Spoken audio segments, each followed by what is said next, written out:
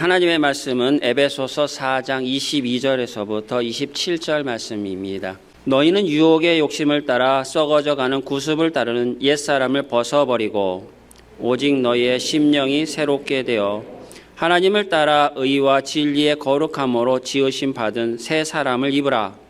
그런즉 거짓을 버리고 각각 그 이웃과 더불어 참된 것을 말하라. 이는 우리가 서로 지체가 됨이라. 분을 내어도 죄를 짓지 말며 해가 지도록 분을 품지 말고 마귀에게 틈을 주지 말라. 아멘. 이런 세대가 되게 하소서라는 말씀으로 우리 담임 목사님 말씀 전해 주시겠습니다. 세월이 참 빠르지요. 6월달 마지막 주를 맞이했습니다. 코로나 상황은 여전히 진행되고 있지만 우리 교회가 이번 전반기 동안에도 하나님을 향한 예배가 멈춰지지 않고 기도가 멈춰지지 않도록 하나님이 은혜를 주셨습니다. 오늘도 하나님께서 우리 한 사람 한 사람에게 예배하신 은혜 채워주시기를 간절히 바랍니다. 하나님의 자녀가 된 우리 성도들에게 또 그리고 하나님의 백성이 된 우리 성도들의 가정에 또 그리고 하나님의 소유물이 된 하나님의 거룩한 교회에 주어진 가장 중요한 사명, 가장 중요한 책임은 다름 아니라 우리의 자녀들에게 올바른 신앙과 믿음을 전수해 주는 것입니다. 그런데 우리가 우리의 자녀들에게 올바른 신앙을 전수해 주지 못하면 우리의 자녀 세대들은 우리의 다음 세대가 아니라 우리와 다른 세대가 되고 맙니다. 사사기 2장 10절에 이렇게 기록을 하고 있습니다. 그 세대 사람도 다 그 조상에게로 돌아갔고 그 후에 일어난 다른 세대는 여호와를 알지 못하며 여호와께서 이스라엘을 위하여 행하신 일도 알지 못하였더라 말씀합니다. 바로 사사시대의 이스라엘 백성들, 사사시대의 이스라엘 백성들의 가정들, 사사시대의 이스라엘의 공동체는 그들의 자녀 세대들에게 올바른 신앙과 믿음을 전수해 주지 못하여서 그 다음 세대가 어떤 세대가 되었느냐? 여호와를 알지 못하는 세대. 그 자녀 세대는 여호와께서 행하신 일들을 경험하지 못한 세대. 부모의 믿음과 부모의 신앙과 다른 믿음, 다른 신앙을 가진 다른 세대가 되고 말았다는 것입니다. 오늘은 우리 교회가 주일학교 졸업 예배로 올려드립니다. 그래서 이 졸업 예배를 기점으로 해서 우리 아이들이 교회에서는 상급 부서로 이제 올라가게 되고 이제 학교에서는 상급 학교로 진학을 하게 됩니다. 특별히 우리 아이들이 상급 학교로 진학할수록 특별히 고등학교를 졸업하고 대학을 가는 자녀들, 대학을 졸업하고 또 사회에 진출하는 자녀들, 우리의 자녀들은 상급 학교로 진학하면 할수록 더 무시무시한 이 땅의 문화, 이 땅의 세속의 문화를 만나게 됩니다. 이 땅의 문화, 타락의 문화, 음란의 문화, 거기에서 아무런 방어막 없이 혼자서 이 믿음 가지고 뚫고 나가야 되는 상황 가운데 우리 자녀들은 맞닥뜨리게 되는 것입니다. 그렇다면 이러한 상황 속에서 우리의 자녀들이 우리와 다른 믿음, 다른 신앙을 가진 다른 세대가 아니라 우리와 동일한 믿음을 가지고 동일한 신앙을 전수받은 다음 세대가 되기 위해서는 어떻게 해야 되는가? 오늘 말씀을 통해서 몇 가지로 함께 말씀을 나누기를 원합니다. 첫 번째로 우리는 우리의 후세대들이 다름 아니라 유혹과의 싸움에서 승리하는 세대가 되도록 기도해야 됩니다. 오늘 보면 22절에서 24절이 이렇게 말씀을 하고 있습니다. 너희는 유혹의 욕심을 따라 썩어져가는 구습을 따르는 옛사람을 벗어버리고 오직 너희의 심령이 새롭게 되어 하나님을 따라 의와 진리의 거룩함으로 지으심을 받은 새 사람을 입으라 말씀합니다. 바로 우리는 우리의 자녀들 또 우리의 후손들 우리의 손주들이 이 썩어져가는 이 성적인 유혹들 이런 음란의 문제들 이 모든 것들을 벗어버리고 의와 진리의 사람으로 세워지도록 기도해야 된다는 것입니다. 마귀는 우리를 음란의 사람으로 만들고자 합니다. 왜냐하면 이 성적인 유혹은 우리가 받는 수많은 유혹들 가운데 가장 강력하고 가장 치명적인 유혹이기 때문입니다. 한국에서 일어났던 일입니다. 한 커플이 공원에서 데이트를 하다가 가방 하나를 줍게 됩니다. 그런데 그 가방을 열어보니까 그 안에 현금 1억 원이 들어있었습니다.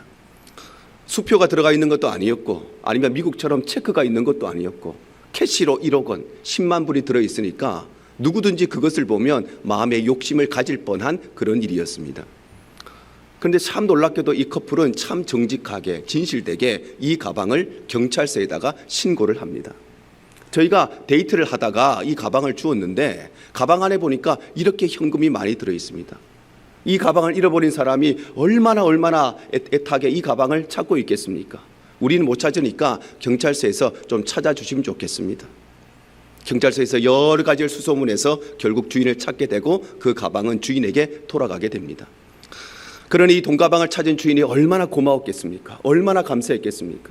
그래서 이 돈가방을 찾아준 이 커플을 찾고자 했는데 이 커플은 자신들에 대해서 그 어떤 것도 남기지 않았습니다.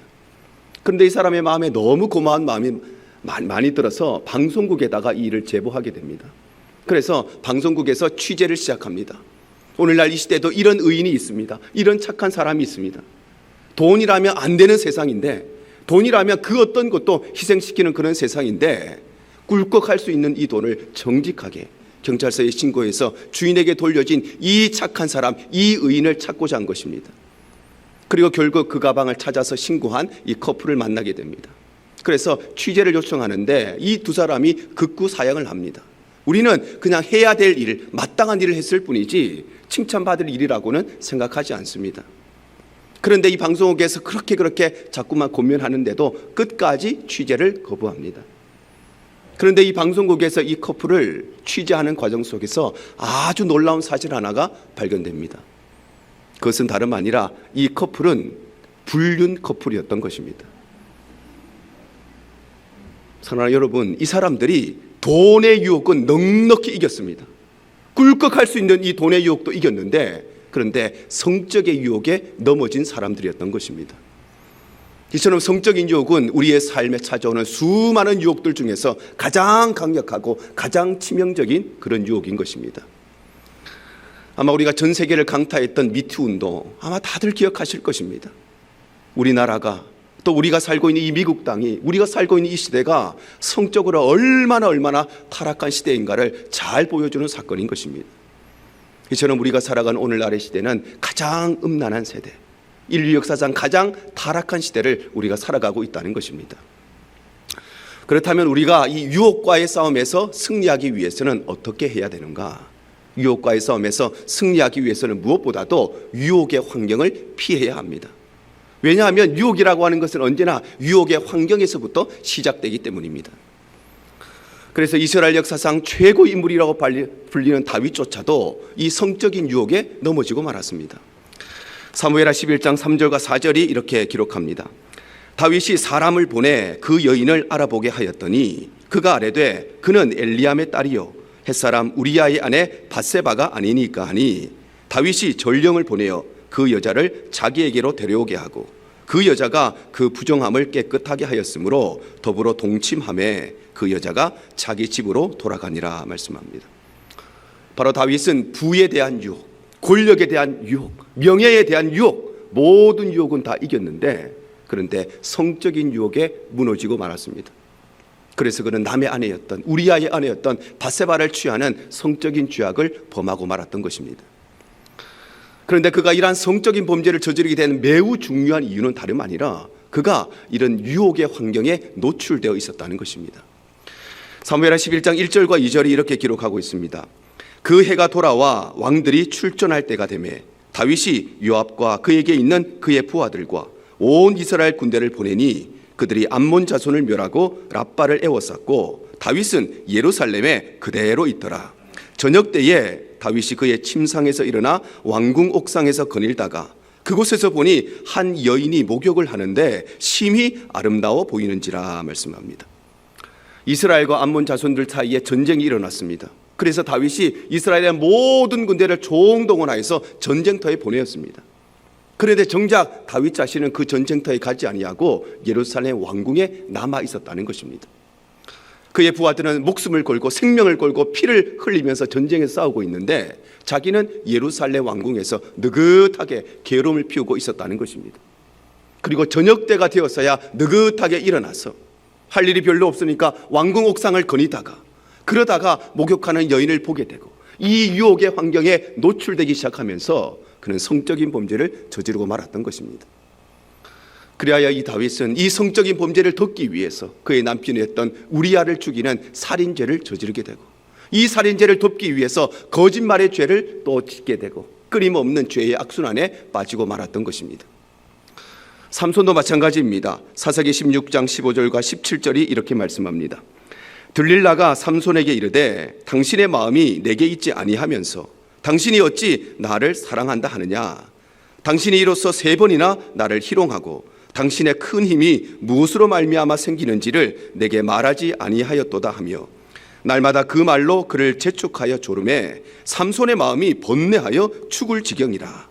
삼손이 진심을 드러내어 그에게 이르되 내 머리 위에는 삭도를 대지 아니하였나니 이는 내가 모태에서부터 하나님의 나실인이 되었음이라.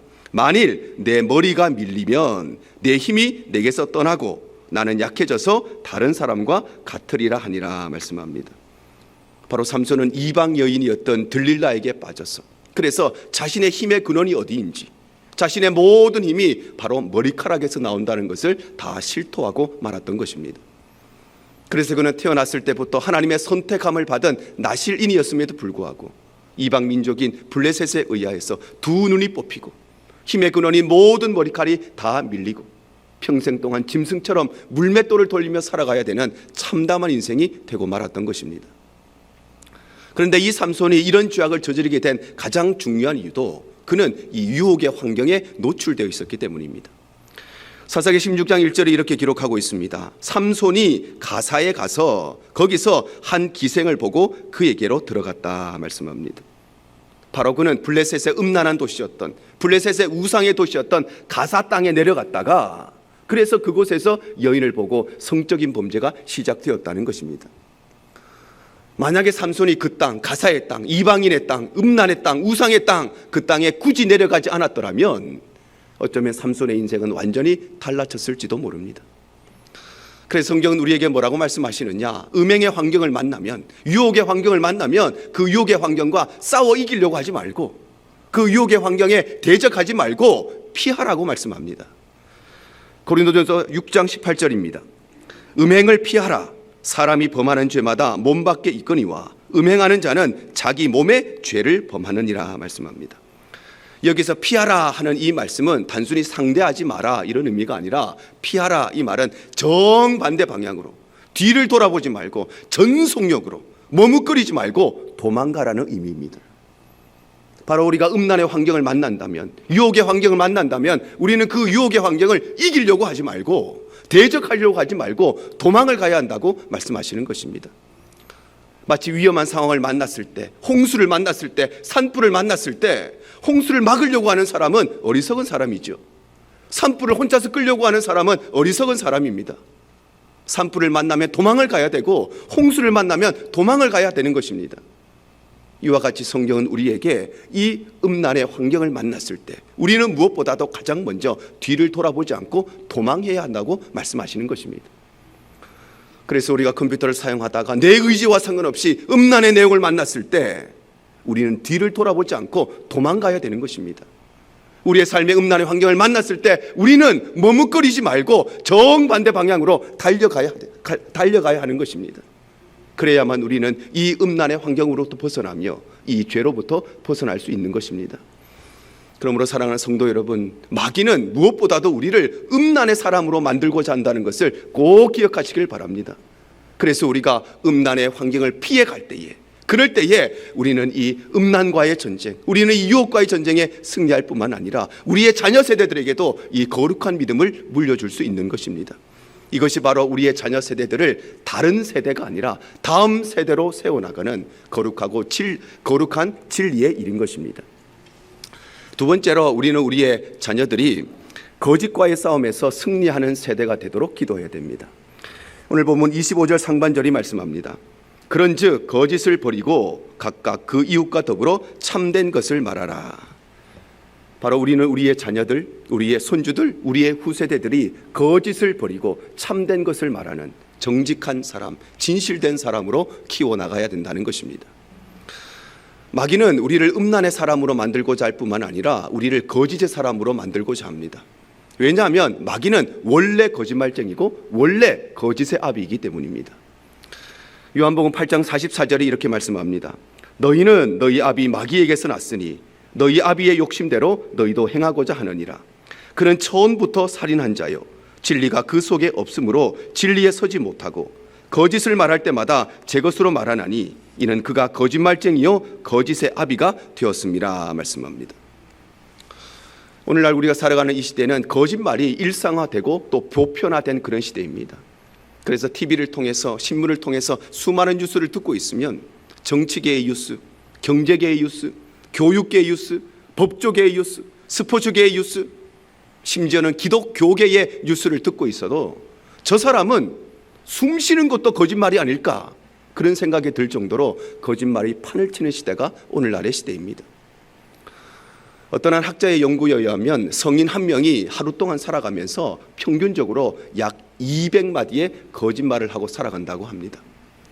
하루에 200마디의 거짓말을 매일같이 한다면 그것은 더 이상 우리의 말이나 언어가 아니라 그 거짓말은 우리의 인격이 되어버렸고 우리의 삶이 되어버렸고 우리의 존재가 되었다고 해도 과언이 아닐 것입니다.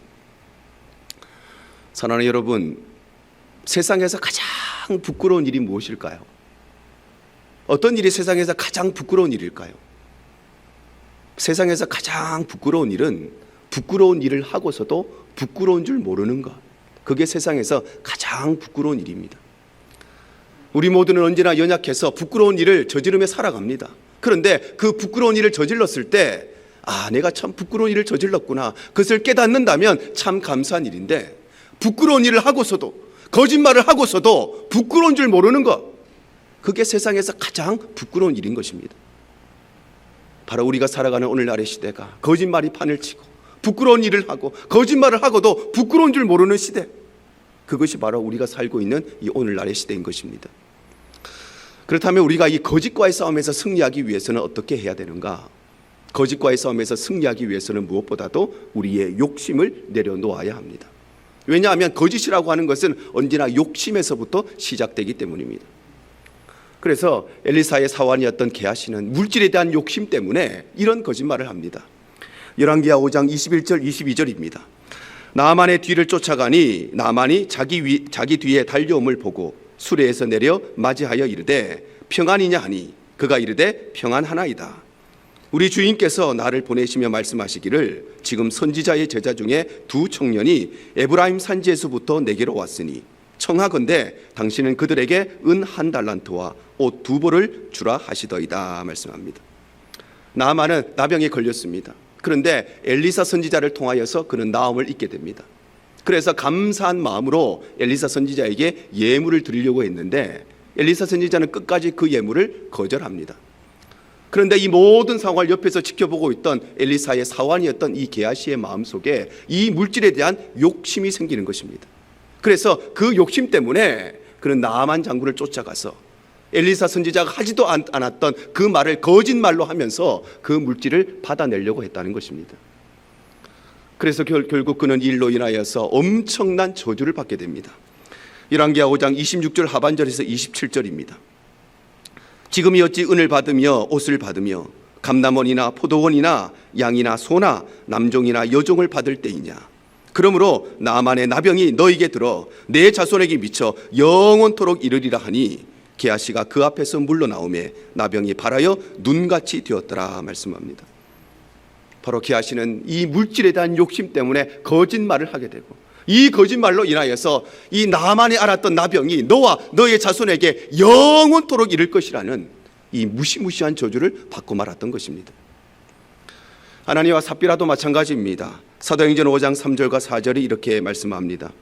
베드로가 이르되 아나니아야 어찌하여 사탄이 내 마음에 가득하여 내가 성령을 속이고 땅값 얼마를 감추었느냐. 땅이 그대로 있을 때에는 내 땅이 아니며 판 후에도 내 마음대로 할 수가 없더냐. 어찌하여 이 일을 내 마음에 두었느냐. 사람에게 거짓말하는 것이 아니요 하나님께로다 말씀합니다. 아나니와 삽비라는 자신의 소유를 팔아서 그 중에 일부를 사도들의 발 앞에 두었습니다. 헌금했다는 것이죠. 그 소유를 팔아서 얼마를 헌금했는지 성경에 정확히 기록되어 있지 않지만 많은 성경학자들은 아마도 절반을 헌금했을 것이라고 추측합니다. 그러니 얼마나 대단한 일을 한 것입니까? 자신의 집을 팔았는지 땅을 팔았는지 건물 팔았는지 그것은 정확히 알 수 없지만 그 판값의 절반을 헌금을 했으니 얼마나 위대한 헌신입니까? 우리가 이 땅에 사는 동안에 10의 1을 드리는 것도 쉽지 않은데 절반을 드렸습니다. 우리 중에 집 팔아서 땅 팔아서 건물 팔아서 절반 헌금한 사람이 몇 명이나 됩니까? 그런데 이 아나니와 삽비라가 이런 위대한 헌신을 했다는 것입니다. 그런데 문제는 이 헌금을 하면서 이것이 내가 판 값의 전부라고 거짓말을 했다는 것입니다. 왜냐하면 그들이 그것을 팔아서 헌금한 이유는 하나님 앞에 진실된 마음이 아니라 사람들에게 인정받기 위해서, 사람들에게 칭찬받기 위해서, 사람들에게 자신의 모습을 자랑하기 위해서 이 일을 행하였기 때문입니다. 그래서 이 거짓으로 말미암아 결국 아나니아는 죽음을 당하게 됩니다. 사도행전 5장 5절 상반절입니다. 아나니아가 이 말을 듣고 엎드려져 혼이 떠났다 말씀합니다. 뿐만 아니라 연이어서 그의 아내였던 삽비라도 마찬가지입니다. 사도행전 5장 9절과 10절 상반절입니다. 베드로가 이르되 너희가 어찌 함께 꾀하여 주의 영을 시험하려 하느냐. 보라, 내 남편을 장사하고 오는 사람들의 발이 문 앞에 이르렀으니 또 너를 메어 내가리라 하니 곧 그가 베드로의 발 앞에 엎드려져 혼이 떠나는지라 말씀합니다. 바로 아나니아와 삽비라는 자신의 소유를 팔았어. 그 소유물의 절반을 헌금하는 어마어마한 헌신을 하고서도 그들은 이 거짓의 죄로 말미암아 남편과 아내가 한 날 한시에 죽음을 당하는 처참한 심판의 주인공들이 되고 말았던 것입니다. 우리가 살다 보면 거짓과 진실이 싸울 때가 있습니다. 거짓과 진실이 싸우면 언제나 거짓이 이기는 것처럼 보입니다. 왜냐하면 진실의 목소리보다는 거짓의 목소리가 더 크고 더 요란하고 더 시끄럽기 때문입니다. 그런데 시간이 지나고 세월이 흐르면 이 싸움의 최종 승자는 언제나 진실이 됩니다. 왜냐하면 진실은 수많은 사람들이 수단과 방법을 가리지 않고 이 진실을 왜곡시키려고 하여도 진실의 모습은 변하지 않기 때문에, 진실은 그대로 진실로 남아있기 때문입니다. 그런데 거짓은 수많은 사람들이 수많은 방법과 수많은 수단을 통해서 그것을 포장하려고 하고 그것을 꿰 맞추려고 하여도, 그러나 거짓은 반드시 자기 모순을 스스로 드러낼 수밖에 없기 때문입니다. 그래서 우리는 이 거짓과의 싸움에서 승리해야 되며 이 진실하고 이 정직한 신앙을 우리의 자녀들에게 물려주어야 하는 것입니다. 그러므로 사랑하는 성도 여러분, 마귀는 우리를 거짓의 사람으로 만들고자 한다는 것을 꼭 기억하시길 바랍니다. 그래서 우리가 욕심을 내어버리고 모든 마음에 있는 그런 탐욕을 내어버리고, 그래서 이 거짓과의 싸움에서 승리할 때에 우리와 우리의 자녀 세대들이 하나님 앞에 거룩한 세대로 세워지게 되는 것입니다. 이것이 바로 우리의 자녀들을 우리와 다른 세대가 아니라 우리의 신앙과 믿음을 물려받는 다음 세대로 키우고 세우는 거룩한 믿음의 또 진리의 길인 것입니다. 세 번째로, 우리는 우리의 자녀들을 분노와의 싸움에서 승리하는 세대가 되도록 기도해야 됩니다. 오늘 본문 26절과 27절입니다. 분을 내어도 죄를 짓지 말며 해가 지도록 분을 품지 말고 마귀에게 틈을 주지 말라 말씀합니다. 바로 우리는 우리의 자녀들, 우리의 손주들, 우리의 다음 세대들, 우리의 후세대들이 마음에 일어나는 분노를 조절하고 다스릴 수 있는 절제의 사람으로 키워내야 한다는 것입니다. 분노라고 하는 감정은 이상한 감정이 아닙니다. 분노라고 하는 감정은 아주 일반적인 감정이고 정상적인 감정입니다. 그런데 문제는 이 분노라고 하는 감정을 조절하지 못할 때, 절제하지 못할 때 문제가 되는 것입니다. 그래서 마귀는 이 분노라고 하는 감정을 통해서 더 많은 죄악에 이르게 하고, 심지어는 이 분노라는 감정을 우리 마음속에 오랫동안 품게 하여서 더 많은 분노의 열매를 맺게 하는 것입니다. 그래서 마귀는 우리로 하여금 별일 아는 일에 분노하게 만듭니다. 그리고 그 분노를 절제하지 못하게 하고 그 분노를 조절하지 못하게 하여서 그 분노의 감정을 통해서 사람을 미워하고 시기하고 질투하는 죄를 범하게 합니다. 그리고 그 분노를 오랫동안 우리 마음에 품게 하여서 미움을 넘어서 폭언과 폭행과 살인에까지 이르게 하는 것이 바로 이 분노의 죄입니다. 오늘날 이 미국 땅에서 끝없이 일어나는 묻지마 폭행이 다 그런 것이죠. 아무 별일도 아닌데 그것 때문에 분노합니다. 누가 나를 쳐다봤다고 그게 마음에 기분이 나빠서 거기에 분노하고, 말도 안 되는 일에 분노하고, 그래서 그 분노의 감정을 조절하지 못하고 절제하지 못하여서 그 분노의 감정이 알지도 못하는 그 사람을 향한 미움의 죄로 나가게 됩니다. 그리고 그 분노와 미움이 마음속에 오랫동안 품게 되면 그 미움을 넘어서 알지도 못하는 그 사람, 잠깐 나를 어떻게 하다가 쳐다본 그 사람에게 폭언을 행사하고 폭력을 행사하고 살인에 이르게 하는, 이것이 바로 분노의 죄인 것입니다. 바로 오늘날의 시대가 어떤 시대인가? 오늘날의 시대는 분노를 조절하지 못하는 분노 조절 장애의 시대. 그것이 바로 우리가 살아가는 오늘날의 시대의 모습인 것입니다. 그렇다면 이 분노와의 싸움에서 승리하기 위해서는 어떻게 해야 되는가? 분노와의 싸움에서 승리하기 위해서는 비교의식을 타파해야 됩니다. 왜냐하면 분노라고 하는 것은 언제나 비교의식에서부터 시작되기 때문입니다.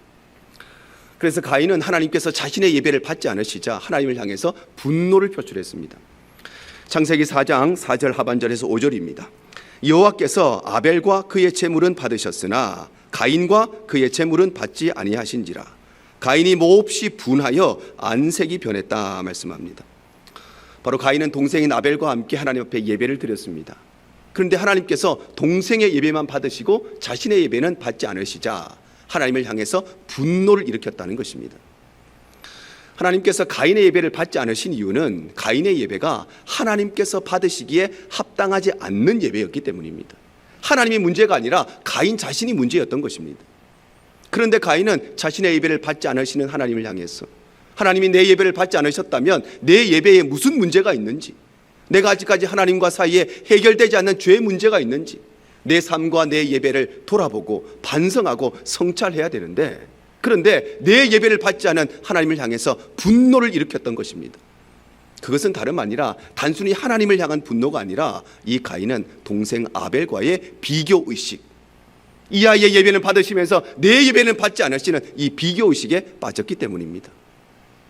사울도 마찬가지입니다. 사무엘상 18장 7절에서 9절입니다. 여인들이 뛰놀며 노래하여 이르되 사울이 죽인 자는 천천히요 다윗은 만만이로다 한지라.